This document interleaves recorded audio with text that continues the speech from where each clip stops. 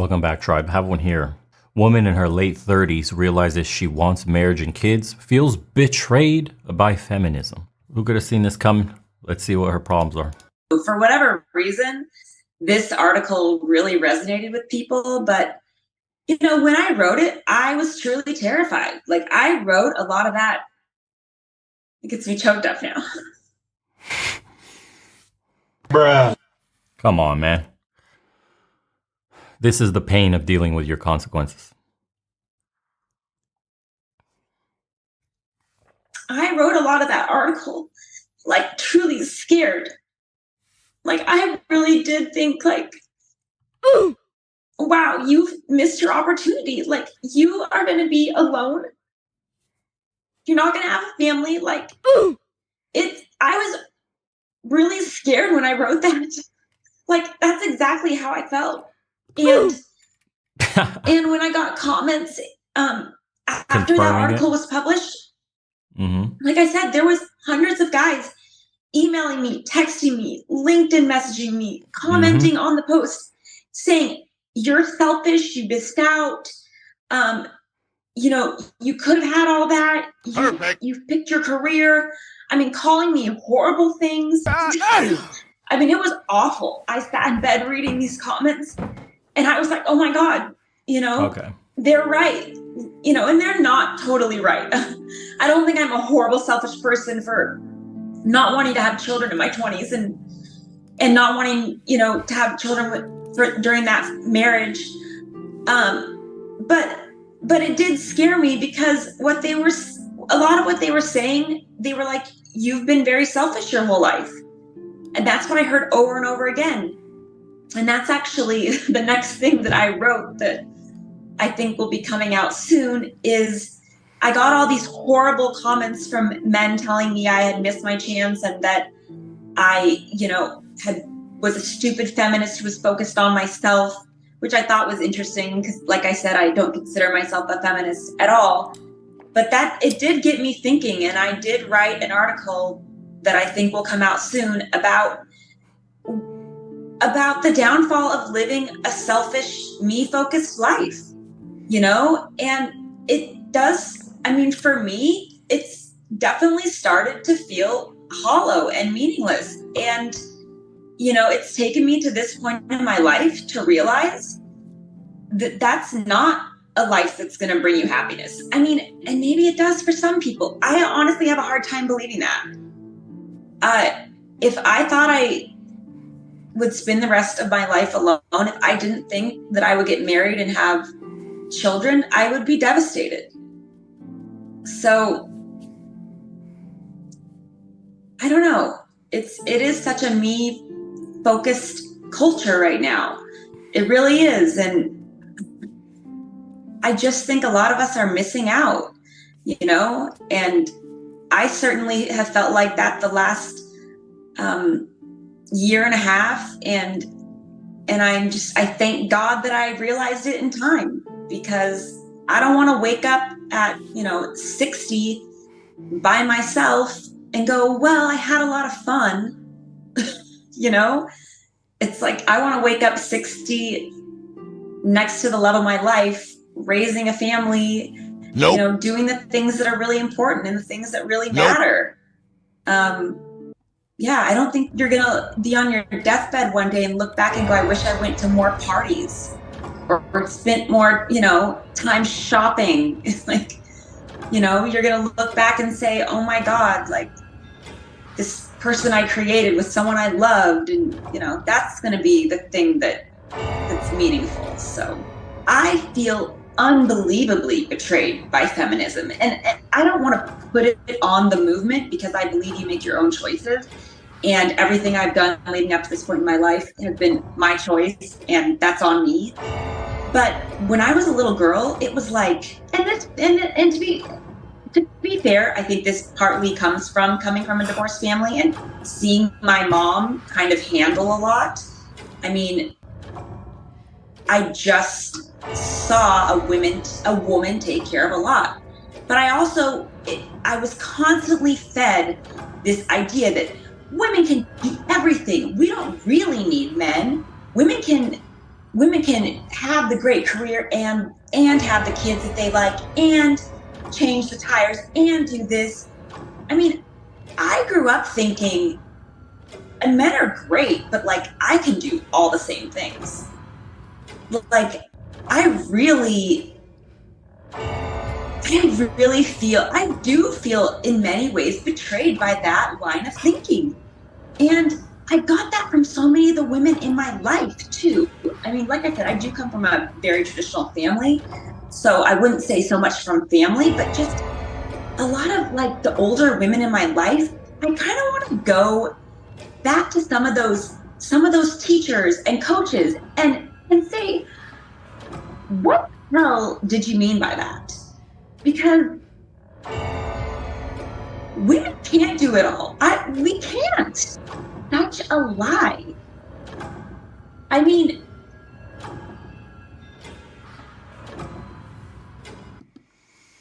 Okay. That she just basically showed all the emotional damage, all the trauma, all the baggage of hookup culture. Everything I've ever told you guys, this woman just encapsulates right now at the ripe old age of, I think, 38, something like that.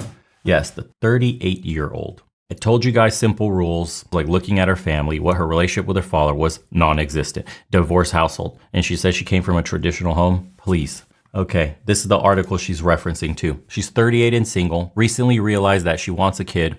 I'm terrified I missed my opportunity. And of course, she is absolutely frightened that the chance has passed her completely.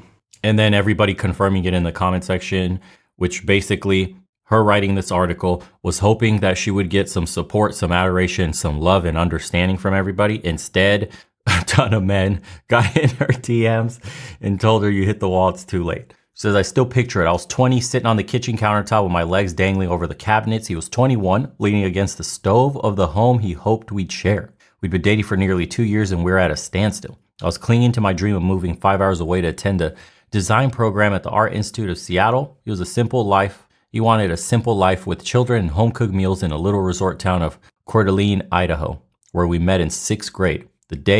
Look, she had it right there at 20. The day in the kitchen, we decided to stay together and we each gave up something to do that. I would no longer pursue design school and the big city life I'd always dreamed of. She already had the inclinations to be a city girl, strong and proud in the streets. And he'd forgo having children and a wife who prioritized homemaking. That's literally all the dude wanted. He had to give up his entire dream, man.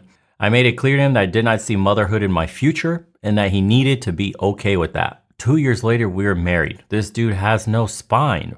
My now ex-husband wanted kids and a stay-at-home wife. Do you see this? Like, how many times do I have to tell you guys that no matter how much you try to appease, if you give up a piece of your core self, if you let up on your boundaries as a man, you're going to get walked all over.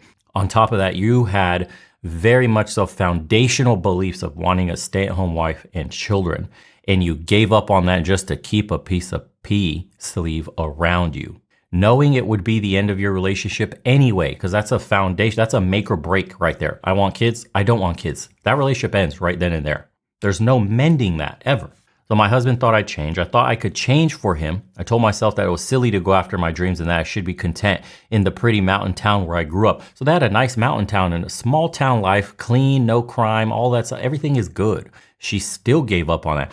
After he supplicated like a simp to her, she still gave up on trying to be in this relationship and went and pursued the city girl life anyway. See, this is what happens when you as a man don't hold your boundaries in the relationship. She will go and do things anyways. You're not to be respected when you give up and say, yes, honey, sure, I'll give up my dreams, my ambitions, and my goals to let you have appeasement in this relationship so you can be happy, happy wife, happy life. It still ends in misery. Go after your dreams, go after your goals, pursue them relentlessly, and she falls in line or she can get a swift kick in the ass out the door. It's that simple. She falls like number 4 on your list. It's your goals, ambitions, and dreams, yourself, your family, then her. She's around number 4, 5 at best. You ever put her in the number 1 spot before yourself? You've been conquered, you've been tamed, you're the stallion no longer. You're just a simp, a little bug sandwich eating male. You enjoy being walked all over. You have no spine. She basically Mortal Kombat fatality'd your ass in your own relationship where she pulls your spine out of your body and now she holds it everywhere. She dangles it to all your little friends as you walk around and you go, I have to ask my wife to be able to go out to the barbecue with the guys. I have to ask my wife if it's okay to go golfing this weekend. That's you. She holds your spine on display in public as you walk around and a little fatality sound happens right behind you guys as you're walking. It's pathetic, dude. But now I grew resentful. Shocker. When he asked where dinner was or complained that the gym clothes hadn't been washed, I did little to hide my disdain for our small town life. So complaining, nagging, negative energy, walking on eggshells at home all day, every day. Sounds like a great married life. He was a good and hardworking man, and he's checking all the boxes. But I don't think I made him feel that way. At least she's recognizing she was a piece of shit. We were young, foolish, and sweet, thinking our love would allow us to overcome our differences. We're also very young. He was doing just fine. He was happy with that life, and he was providing his end of the deal. You're the one that stepped out. Shortly after I turned 30, we divorced. We were both tired of sacrificing the things that were important to us for each other. I didn't think I'd want to get married again or have kids. I told my friends and family I'd never get married. This one hurts the most because she already had it all. She potentially had it all. She got married. That's one of the hardest things, period. And then the guy already wanted kids. And they got together when they were young. So there's no emotional damage or trauma from like dating culture, hookup apps, you know what I mean? Any of that. They had a clean start in a nice, small mountain town. And the grass was always greener for her. That entire marriage. Nagging him, complaining, making his life hell. Do you see what happens when you don't maintain your boundaries as a man? This is the perfect example of how a lot of these marriages fail. It's not even on the woman. It's the guy with no boundaries and no spine. This is the brutal truth. She does not get down on one knee and ask you to marry. You do that. You chose her. And not only did you choose to marry this woman, you also gave up your whole identity and all your wants and needs out of a relationship. You wanted a family. You wanted a stay-at-home wife with kids. You wanted it all. You wanted the American dream. And you gave that up just to get married. Who would you place the blame on ultimately here? Her? For already following her instinct of being a city girl, for already telling you she wanted a big dream in Seattle, living out on the streets, strong and independent? And then you married her anyway? Who's at fault here? See, normally a lot of guys would be like, this woman is such a POS. This woman is the issue with all modern women today, blah, blah, blah. And all her in her upper comments saying she had it all, this and that. She did. But ultimately, we have to put the blame on the guy here because he still married her when she gave him that ultimatum of we're never having kids. I'm never going to be a stay-at-home wife. He is ultimately at fault here, and his relationship unraveled in a very predictable way. There's nothing here that you would have looked at and said, didn't see that coming.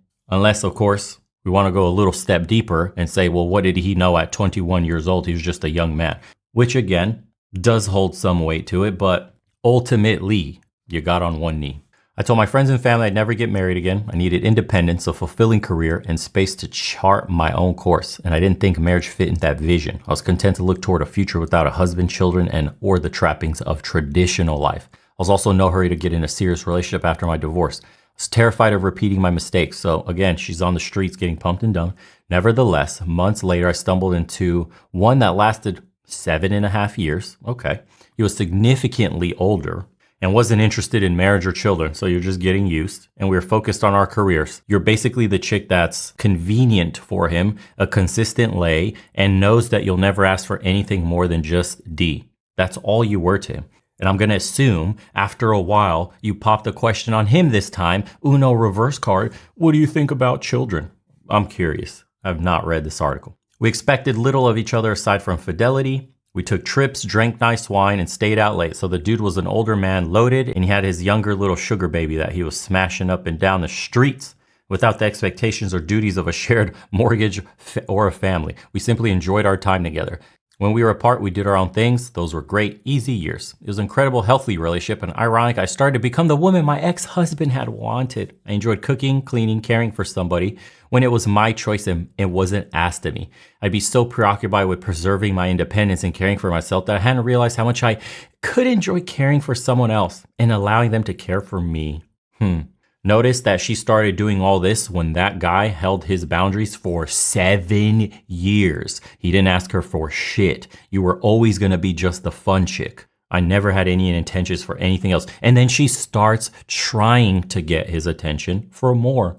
Isn't it funny how that works? When you demand nothing up front, just expect. They start acting right. When you hold your boundaries, they start acting right. When your wallet, your career, and your lifestyle is correct, they start acting right. Isn't that funny? When you get treated like second best, you start to want to be first place in someone's life. Isn't that funny?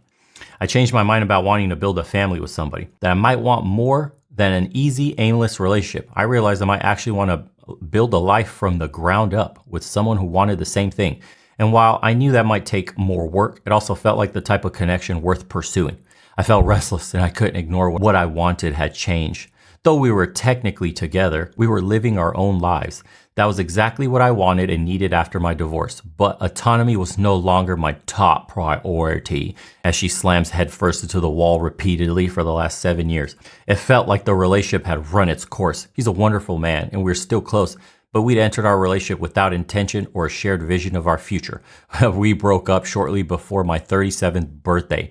Over the following year and a half, I dated around for the first time in my life. I broke hearts. So let me break this down for you guys. We did not break up shortly before. I demanded he give me children. I demanded he commit. I asked what we were actually doing after all these 7.5 years, and he told me exactly what we were doing. No intention or a shared vision in our future. You go do whatever you want, sweetie, and I'll go keep doing what I'm doing. And she goes, I had to leave him on my 37th birthday. Cool story. I broke hearts. I had my heart broken and did in my late 30s what many people do in their 20s. I didn't know it until then, but I was learning what I wanted and needed in a relationship. Ultimately, I wanted to build life with another person. So she admits it right here, self-admitted. She says, I broke hearts, meaning her first husband, and had my heart broken, sugar daddy that told her no. Ultimately, I want to build life with another person, not simply join theirs when it's convenient. You're finally learning you got used after 7 years. Congratulations. It only took you almost a decade. I began to feel incredible urgency to find the relationship and stability to see through the second half of my life, blah, blah, blah. Now she begins to feel selfish for spending so much time focusing on herself. You mean the gynocracy lied to you? You were doing things that weren't in your nature? You mean you were behaving in a way that was going to lead to a counterproductive outcome where you would hate your own life, where you would regret every action you've made, and now you're going to end up collecting cats and boxed wine? Man, oh man. I'll worry I'll end up alone, but I'm still hopeful. Now, months after the realization at nearly 39, I feel panic thinking I'll be single, childless, middle-aged woman. I worry that my youthful looks will fade. They already faded. Are you out of your mind? And that I won't be able to attract the man I want to spend the rest of my life with. Yeah, that passed. That passed around 25, 30 max if you took really good care of yourself. It's done. And in the other parts of the world, at 25, you're already considered hitting the wall. You're already a leftover woman in China.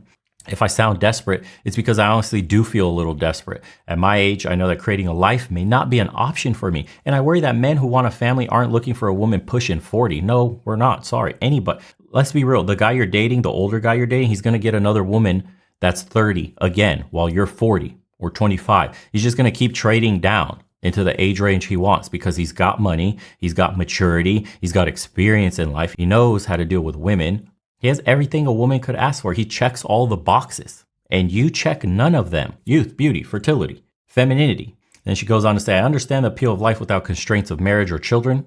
For many years, I was quite satisfied living that way. I know people can live happy, purpose-driven lives without those things. That's a lie. I just don't believe I'm one of these people anymore. Everybody says this when they get older and they're staring down middle age or later and they're all alone coming home to an empty house, man, with no kids greeting you, no grandchildren, no woman or husband, no family, nothing. You're alone. That is a crippling, mediocre, less than mediocre. I would describe that as a hellish existence to be completely alone, where nobody gives a shit. You have no future. Nobody cares about your existence. You can keel over and die, and nobody's going to find out anything has happened until the smell becomes so bad a neighbor might notice walking by, or the postman, and then they'll alert somebody. That's it. That's progress in these people's eyes. That's better than what we used to have. I know now that my purpose lies in having a husband and a family. I'm meant to care for more than myself. That realization came 10, 15 years too damn late. I'm looking for my forever person and I hope he's looking for me. I hate to break it to you, but you have no shot. At least the man you want. There'll be simps all over the place that would take you at your ripe old age of 40. and would put up with a lot, but good luck getting pregnant because you're going to need medical intervention most likely. Hopefully the baby's healthy. We have to deal with the realities of heightened risks for defects and whatnot happening at your age. This is just the biological nature, man. This is reality hitting you in the face. You were told you were strong as man, you could be as independent, and you could be a boss baby. You could do all the stuff men do, and you could be selfish for 20 plus years, and that it would not affect you. But it's not true. It's not true. We always skip the biological part. Eggs are limited, pregnancy's heavy on the body, and you don't want to do it at 40. It would be far easier on you, recovery, health, everything, to do it in your 20s. This is just a medical fact. And then she writes this follow-up article, says, I was told I was selfish for being single at 38, but I needed those years of independence. So even still, she can't face the truth, the realization that she made the mistake. She copes with saying that she had to go through this gauntlet of getting pumped and dumped for 7 years, to leaving a good man, to realize this is the real woman she was meant to be. This is cope. And a lot of women do that at her age. We see it on TikToks all the time. They either double down on the message and get extremely bitter, or they have extreme remorse and panic and anxiety at the fact that they've missed their chance. And she goes on in the article to basically comment on the comments she was getting about all the men telling her she hit the wall, that her time has passed, that she's too selfish to be a mother. Do someone a favor and stay single. And then the one that hurt her the most wasn't even those being truthful. It was talking about her eyebrows. She ends it with, and I told myself I'd refrain from being defensive. I would like to address one particularly hurtful and untrue comment, and it's not the one telling her she'd be a horrible mother. It's plucking the eyebrows and drawing them on the forehead doesn't help her situation, it read. And she says, I'll have you know those are my natural eyebrows, sir. Bruh. You can't. You just can't with these people. Emotional damage. I hope we keep getting examples of people like this because they make for excellent, solid proof of what happens when you engage in this lifestyle, when you get fed this lie and follow the narrative all the way down into your 30s, 40s, and 50s. More of these are good. We have concrete proof from women themselves. Because a man saying it all this time, men have been saying this stuff. Hey, this is probably not what you want to do. Hey, life's going to be really hard for you later on. Hey, watch out. This doesn't seem all rainbow and sunshines. And boom, you're a misogynist. It's the patriarchy. You're a pig. You're oppressing me. This, that, and the other. Well, here you go. Here you go. Here's a real life example. Just one of many, thousands. We're going to have generations of women living this exact lifestyle in the West only. To all the other women, the foreigners, the nice, fit, feminine, friendly, beautiful, love men, what they provide, want to build a family and legacy together. Drinks to you. See you guys on the next one.